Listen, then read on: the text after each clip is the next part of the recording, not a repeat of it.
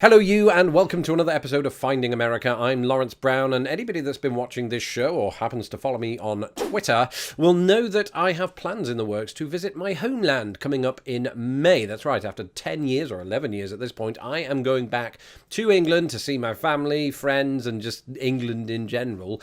And in order to do so, I needed to renew a very, very important document, my passport. It expired in 2018. I went through that renewal process, and in doing so got the notification just yesterday that my passport is ready and I will be receiving it on Monday. And while I wait for that, and while we're in that sort of period of the year where people are actually thinking about their vacations, it got me thinking about a stereotype I remember hearing when I was growing up, that most Americans don't own a passport. In fact, research into this on the BBC will show that in 1990, the very year that I visited Florida for the first time, only 4% of Americans owned a passport at that time.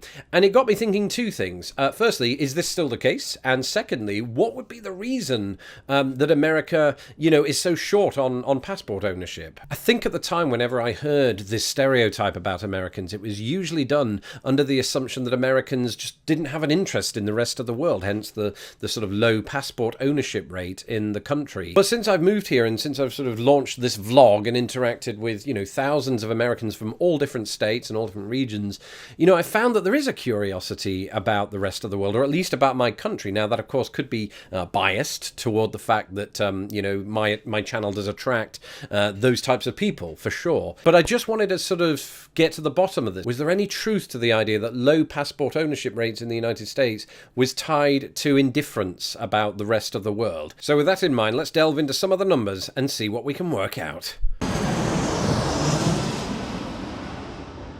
So something quite remarkable has been happening since 1990, or I should say since the turn of the century into the 21st century, and that is that American passport ownership has actually been on the increase to this very day. The last study that was done on this found that 54% of Americans now own a passport. And actually a big contributing factor to that increase initially seems to have been some changes that were made after September the 11th. So previously you could enter parts of Canada and Mexico without a passport. To this day you can't do that. So a lot of people that live on the borders of each of these, or just have an interest in visiting those two countries, do need a passport. So that sort of shot up the rates of passport ownership quite steadily. But I mean, we've seen a pretty wild increase just in the 2010s in passport ownership. So to say that the majority of Americans don't own passports is no longer true. However, the percentage of 54% is still behind that of the United Kingdom, where it's roughly at 75% or 76%, according to one study done by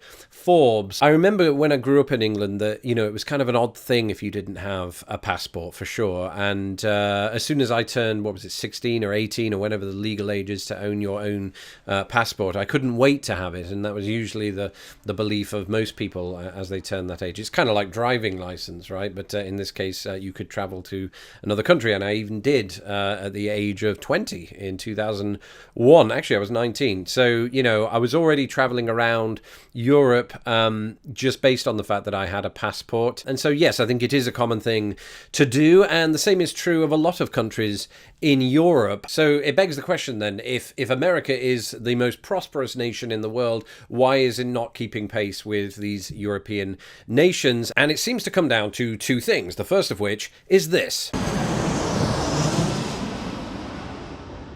That's right, America is a very big country. We've talked about this many a time on this show, but anecdotally, I've spoken to people around the United States, but specifically in Indiana and Chicago, and people that I interact with on a daily basis. I've actually heard it said that, the United States is so big, there's so much to see from coast to coast and everything in between, that you don't really need to see anywhere else in the world, or at least you wouldn't have time if you spent your lifetime, traveling around the United States, as I myself am trying to do. And so that kind of leads me to another question. Do other countries, large countries, have low passport ownership rates? And I took a look at this. In Russia, only 28% of Russians held a passport. Even lower in China, where it was 8.7% in 2016. That was still a marked increase from what it had been in years prior. So it looks like in all of these large countries, as we live in a globalized world and society, these passport rates are going up. There there is more ownership per capita in each of them.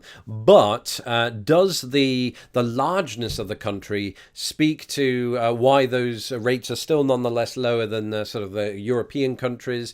Well, there's an argument for saying so, yes, specifically if you tie it to one very important metric, and that brings us on to reason number 2.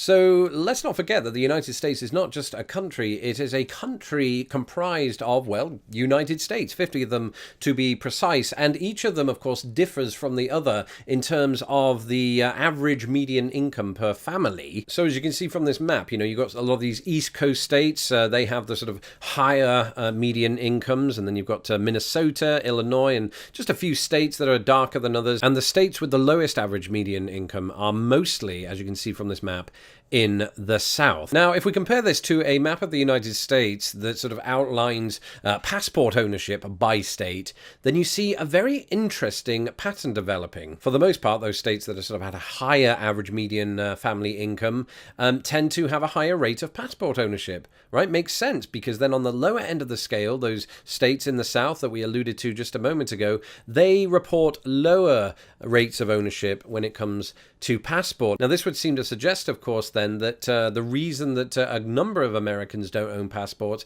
is indeed the cost that comes with it, or not just with that, but the cost of travel itself. And indeed, a study was done that confirmed this. That's right, a study done by one poll found in 2011, so a little bit earlier than this sort of 2016 estimates, but nonetheless, they found that 76% of Americans had a desire to travel more, but couldn't do so, or thought they couldn't do so, due to the exorbitant costs or the difficulty with which to prepare for that from a financial point of view. Now, of course, 76% would include then even people with passports. So it seems to me that if Americans are put off by traveling, then it is because of the costs for the most part. There could be exceptions to that, and I'm sure there are, but this study, of course, overwhelmingly found that finances were a huge factor in that. That said, this same study, which looked at a broad array of sort of travel-related questions, found that 11% of Americans have actually never left their own state. Now, some of this was still tied to cost. In order to leave your state, especially if you live in one of the biggest states, then you are talking about gas costs, and then you're talking about somewhere to stay once you get there. Perhaps those that are on the low end of the poverty line might find it difficult to do so. There are regions in the United States where poverty is still a thing. It is still, quite an issue in the United States. And so it is difficult to even prioritize travel, much less to undertake the process of traveling if you're struggling to get by. Now, at the top of the show, of course, I did talk about how some Americans may have no interest in the rest of the world and may be apathetic to traveling outside of the United States borders. This, of course, would seem to put pay to that to some extent, that partially, or mostly, in fact, the reason is one of cost. But, and I think this is possibly true of any country in the world, there may well still be that kind of apathy towards travel in general. But whatever the reasons may be, if you happen to be watching this and you yourself don't own a passport, why don't you let me know in the comments below why that is? Whether it is to do with finances, whether you have no interest to travel, or whether there's just another reason that might spring to mind. And we'll see if we can sort of determine whether the findings of this poll are still accurate 8 years later. And there'll be no judgment from me, although I will say that as a traveler, I think I find great value in doing so. I think it does broaden one's horizons a little bit, and I'm very thankful for having, lived in the United States for 10 years, because it's given me a newfound respect for the United States and a newfound insight into how the country works, which is partially the reason I like to do these kind of in-depth looks into, well-known stereotypes and see if there's really an underlying reason